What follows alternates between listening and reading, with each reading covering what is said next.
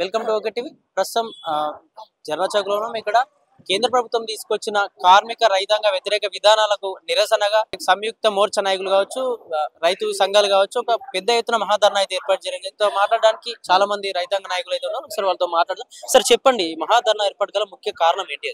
నా పేరు బి వెంకట్, వ్యవసాయ కార్మిక సంఘం అఖిల భారత ప్రధాన కార్యదర్శి. ఈ ధర్నాలో పాల్గొనడానికి ఢిల్లీ నుంచి రావటం జరిగింది. కార్మిక సంఘాల వేదిక, ఎస్కేఎం వేదిక, వ్యవసాయ కార్మిక సంఘాల వేదిక, మూడు వేదికలు కలిపి దేశవ్యాప్తంగా ఈరోజు ఈ పిలుపు ఇవ్వటం జరిగింది. దీని నేపథ్యం ఏమిటనంటే 4-5 సంవత్సరాల క్రితం ఇదే రోజున దేశవ్యాప్తంగా కార్మిక వర్గాలు సమ్మెకి చేశాయి. అలా ఎస్కేఎం ఆధ్వర్యంలో రైతు వ్యవసాయ కార్మిక సంఘాలు సింగు బోర్డర్ దగ్గర సంవత్సరం పాటు జరిగినటువంటి ఉద్యమాన్ని ప్రారంభించాం. ఇప్పుడు చాలా మంది ట్రాక్టర్ల పైన వెళ్ళినా కూడా వాళ్ళ పైన బుల్లెట్ తో కొడుతూ కూడా వాళ్ళని ఇబ్బంది పెట్టే పరిస్థితి. అయినా కూడా ప్రభుత్వం చేంజ్ తీసుకురాలేదు. దానిపైన ఆ విధానం పైన ఎలాంటి మార్పు లేని పరిస్థితి. ఇప్పుడేనా చేంజ్ అవుతుంది అనుకుంటున్నా? ఇప్పుడు ఏమిటనంటే 3 ఉత్పత్తి వర్గాలు, అంటే గ్రామీణ ప్రాంతాల్లో రైతులు, వ్యవసాయ కార్మికులు, అలాగే పట్టణ ప్రాంతాల్లో కార్మికులు, ఎవరైతే సంపదను సృష్టిస్తున్నారో ఆ సంపదను సృష్టించే వాళ్ళందరం ఒక వేదిక మీదకి వచ్చాం. గతంలో విడివిడిగా పోరాటం చేశాం. అప్పుడు మమ్మల్ని ప్రభుత్వాలు విడదీసినాయి. కులం పేరుతో, వర్గాల పేరుతో, మతాల పేరుతో విడదీశారు. ఇప్పుడు ముగ్గురం ఒక వేదిక మీదకి వచ్చాం. వేదిక అంటే నరేంద్ర మోడీ డబుల్ ఇంజన్ సర్కారు.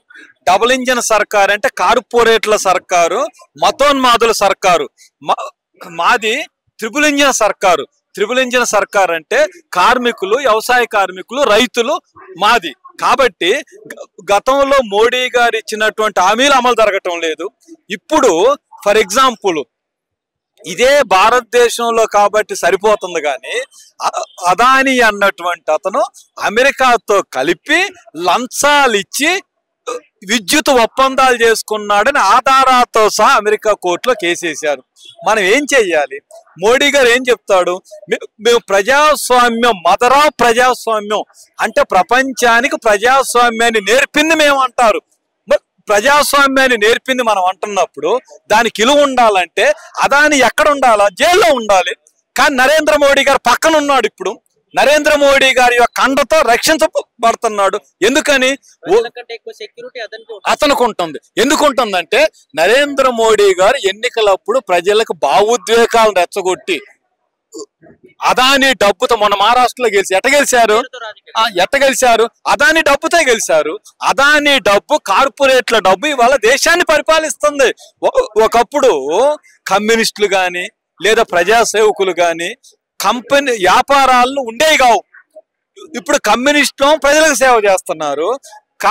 రాజకీయాల్లోకి ఎవరు వచ్చారు?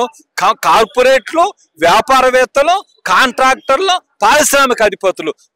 వారే ఎంపీలు అవుతున్నారు, వారే ఎమ్మెల్యేలు అవుతున్నారు, వారే పార్లమెంట్కి వెళ్తున్నారు, వారే శాసనసభకి వెళ్తున్నారు.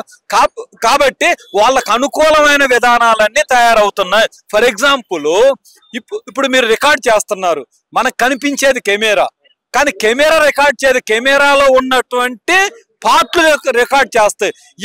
నరేంద్ర మోడీ గారు బొమ్మ, కానీ ఆ బొమ్మను నడిపిస్తుంది కార్పొరేట్లు, మతోన్మాదులు, ఆర్ఎస్ఎస్. కాబట్టి మా విధానాలు కార్పొరేట్లను ఓడించాలి, మతోన్మాదాన్ని ఓడించాలి, భారత రాజ్యాంగాన్ని కాపాడుకోవాలి.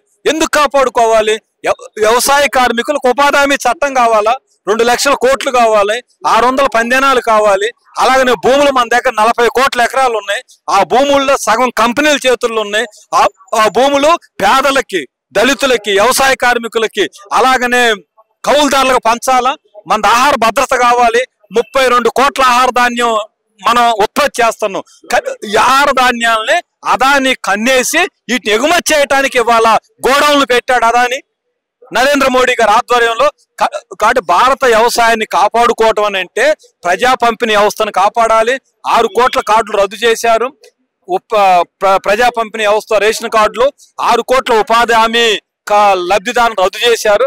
కాబట్టి వీటన్నింటికి వ్యతిరేకంగా వ్యవసాయ కార్మికులు భూములు పంచాలి, నాణ్యమైన విద్యనివ్వాలి, నాణ్యమైన చదువునివ్వాలి, ఆరోగ్యాన్ని ఇవ్వాలి, ఉపాధిని కల్పించాలి. అంటే అర్థం ఏమిటనంటే కేరళ మోడల్ కావాలి మనకి.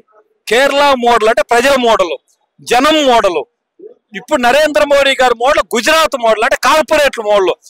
అటు ఒకప్పుడు ఈస్ట్ ఇండియా కంపెనీ పరిపాలిస్తే ఇప్పుడు వెస్ట్ ఇండియా కార్పొరేట్లు పరిపాలిస్తున్నారు. మొన్న అదానీలు, అంబానీలు, టాటాలు, బిర్లాలు వీళ్ళందరూ గుజరాత్, మహారాష్ట్ర బేస్ చేసుకొని పరిపాలిస్తున్నారు. సో కాబట్టి ఇవాళ భారతదేశంలో ఉన్నటువంటి ప్రజలందరినీ సమైక్యం చేసి ఈ ఉద్యమాన్ని ముందుకు తీసుకొని పోతాం. అలాగే సార్, ఎన్నో ఫ్యాక్టరీస్ ఉన్నాయి. ఆ ఫ్యాక్టరీలో వాళ్ళు తయారు చేసిన వస్తువులకు వాళ్ళు ఒక నిర్దిష్టమైన ధరను నిర్ణయించుకుంటున్నారు. కానీ రైతులు పండించిన పంటకు గిట్టుబాటు ధర ఉండట్లేదు. అసలు ఇదంతా ఎలా చూసుకోవచ్చు? అదే అందుకోసమే మేము అడుగుతున్న ఒక ముఖ్యమైన డిమాండ్ ఏమిటంటే ఎంఎస్పి కావాలి. అంటే పార్లమెంటే చట్టం చేసి ఈ చట్ట ప్రకారం ఈ ఆహార ఉత్పత్తికి ధర ఇది ఇంత తక్కువ కొనడానికి వీల్లేదు అని చట్టం చేయాలని మొదటి డిమాండ్. అలాగే కార్మిక వర్గ చట్టాలు ఉన్నాయి, వాటిని రద్దు చేశాడు మోడీ గారు. 4 కోళ్లు తెచ్చారు. ఆ 4 కోళ్లు పనికిరావు. 12 గంటల పని. కార్మికుల కోసం షికాగోలో పోరాటం చేసి 1948లో భారతదేశంలో చట్టాలు తెస్తే 12 గంటల పని, 14 గంటల పని, ఉపాధి గ్యారంటీ లేదు. కాబట్టి అవన్నీ రద్దు కావాలి. వ్యవసాయ కార్మికులకి, కౌలుదారులకు మన రాజ్యాంగం లౌకిక రాజ్యాంగం. ఇవాళ మతం పేరుతో, కులం పేరుతో దాడి జరుగుతా ఉంది. వాటన్నిటిని నివారించాలని కూడా మేము డిమాండ్ చేస్తున్నాం. అలాగే అదానీ అరెస్ట్ విషయానికి వస్తే సార్, అదానీ అరెస్ట్ చేయకపోవడానికి ముఖ్య కారణం ప్రధాని ఉన్నాడు అనుకోవచ్చా? అదానీ అంటే ప్రధానే. అదానీని కాపాడుతుంది ప్రధానమంత్రి యొక్క రాజ్యాంగం, ఆయన చేతుల్లో ఉన్నటువంటి రాజ్యాంగ సంస్థలు.